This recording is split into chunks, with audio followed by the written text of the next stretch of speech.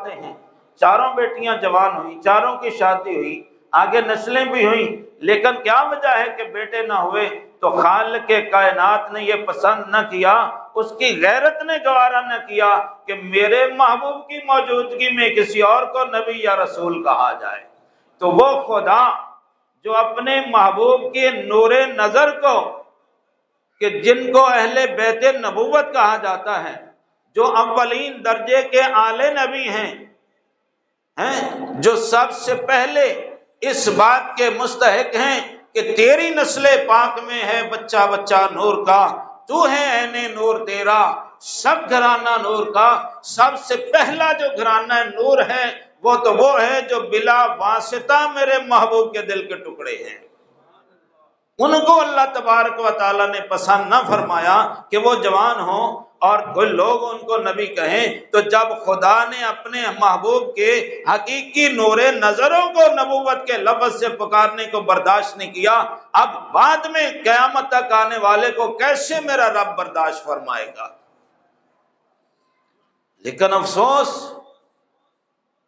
ہماری حکومت پر، کارکنان کشتوں بستوں کشان پر، کہ جب کوئی خنزیر دعوی نبوت کرتا ہے تو پولیس والے آ جاتے ہیں لوگوں سے چھڑانے کے لیے، جی ہم قانون کسی کو ہاتھ میں نہیں لینے دیں گے، ہم قانون کے مطابق کارروائی کریں گے۔ بے غیرتوں، اگر تم نے قانون کے مطابق کارروائی کی ہوتی تو آج کسی کنجری کو نبوت کے دعوے کی جرات کبھی نہ ہوتی۔ یہ تمہارے قانون کی یہ کمزوری ہے، یہ تمہارے ایمان کے ساتھ غداری ہے، یہ تمہاری بدماشی ہے مصطفیٰ کریم کے دین کے ساتھ، کہ حکمرانی کے نام پر بدماشیاں کرتے ہو، غداریاں کرتے ہو، تمہیں قیامت کے دن اس کا جواب دینا پڑے گا۔ جب پہلے دن کسی بدبخت کمینے نے یہ دعویٰ کیا تھا اس کی گردن جدا کر دی جاتی، تو آج جگہ جگہ پہ کیوں یہ دعوے ہوتے؟ ان مختلف جگہوں پر جو حضرات و خواتین کے نبوت کے دعوے ہیں، ان کے پیچھے ہماری حکومت کا یہ لولا لنگڑا جہنمی قانون ہے۔ جب کوئی نبوت کے اوپر حملہ آور ہوتا ہے تو فوراً آ جاتے ہیں، ہم قانون کے مطابق کارروائی کریں گے۔ کہاں مر گیا تمہارا قانون؟ کہاں چلے گئی تمہاری ایجنسیاں؟ مسجد کے مولوی کو اٹھانے کے لیے تمہاری ساری طاقت بروئے کار ہو جاتی ہے، اور ختم نبوت پر حملہ کرنے والے کے لیے تمہیں موت کی نیند آ جاتی ہے۔ تم اتنی مقدس گائے بن گئے ہو، اگر کوئی وزیر اعظم کے خلاف بولے، کوئی صدر کے خلاف بولے، کوئی وزیر اعلیٰ کے خلاف بولے، تم جتنے بڑے بڑے ملک لٹیرے اور غدار ہو، تمہارے خلاف کوئی بولے مولانا ممبر پر تو اسے فتنہ پرور سمجھ کر اٹھا لیتے ہو۔ تمہاری ایجنسیاں کہاں مر گئی ہیں؟ تمہارے کانوں میں کس نے سیسا پگھلا دیا ہے؟ اب تمہیں سنائی نہیں دیتا؟ جگہ جگہ پر نبوت کے دعوے ہو رہے ہیں، کس نے سنبھالنا ہے اس نبوت کے دعوے کو؟ تانے ہمیں دیتے ہیں۔ خالق کائنات جل جلالہ اتم برہانہ نے اپنے محبوب صلی اللہ علیہ وآلہ وسلم پر جو یہ قرآن نازل فرمایا، اس پاک قرآن میں جو اللہ تبارک و تعالی اور اللہ کے رسول صلی اللہ علیہ وسلم کو تکلیف دینے والے ہیں، ان کے لیے اللہ تبارک و تعالی کیا ارشاد فرماتا ہے؟ کیا یہ اللہ کو تکلیف دینا نہیں ہے؟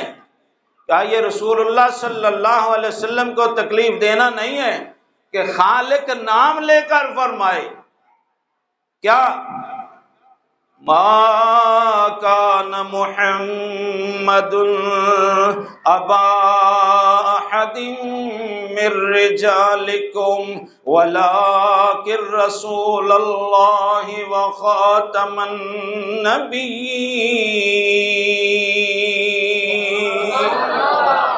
تو رب تبارک و تعالی نام لے کر فرما رہا ہے کہ میں نے اپنے محبوب محمد کو سب سے آخری نبی بنایا، اور میرے آقا صلی اللہ تعالی علیہ وسلم اپنی زبان نبوت سے فرماتے ہیں انا خاتم النبیین لا نبی بعدی، کائنات والو جب اللہ نے تمہاری ہدایت کے لیے نبیوں اور رسولوں کا سلسلہ شروع فرمایا، اس سلسلے کا سب سے آخری رسول اللہ نے مجھ محمد رسول اللہ کو بنایا ہے۔ اب میرے بعد کوئی نبی، بولیے میرے بعد کوئی رسول، میں اللہ کا آخری نبی ہوں، میں اللہ کا آخری رسول ہوں۔ اب میرے بعد جو ہوگا وہ دجال ہوگا، وہ کذاب ہوگا۔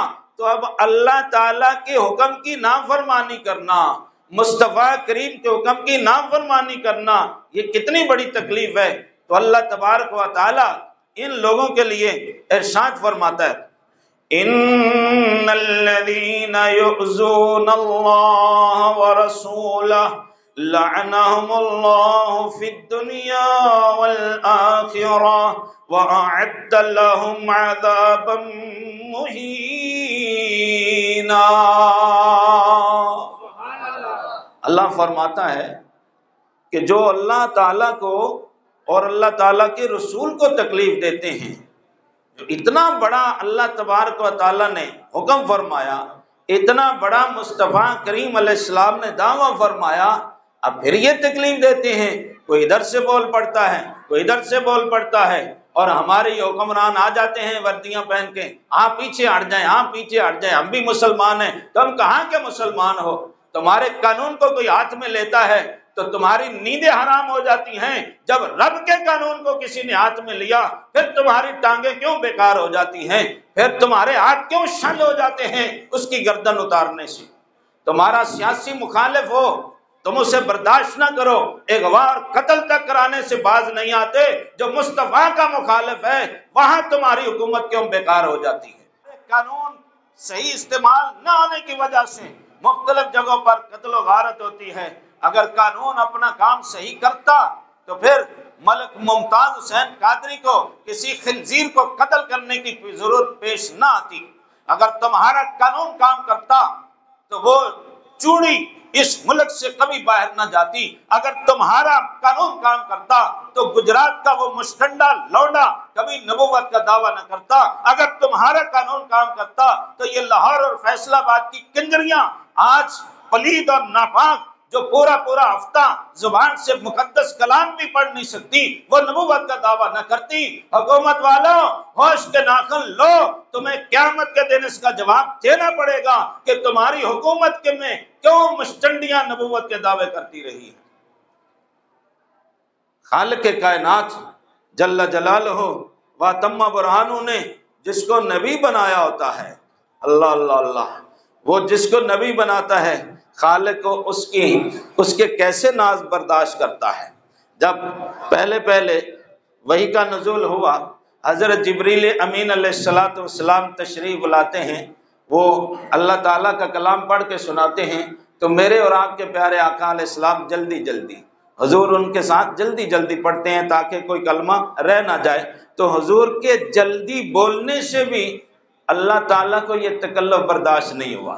آئے ہائے، اللہ تعالیٰ کو یہ اتنی تکلیف برداشت نہیں ہوئی کہ میرے محبوب صلی اللہ علیہ وسلم جلدی کریں، تکلف میں آئیں۔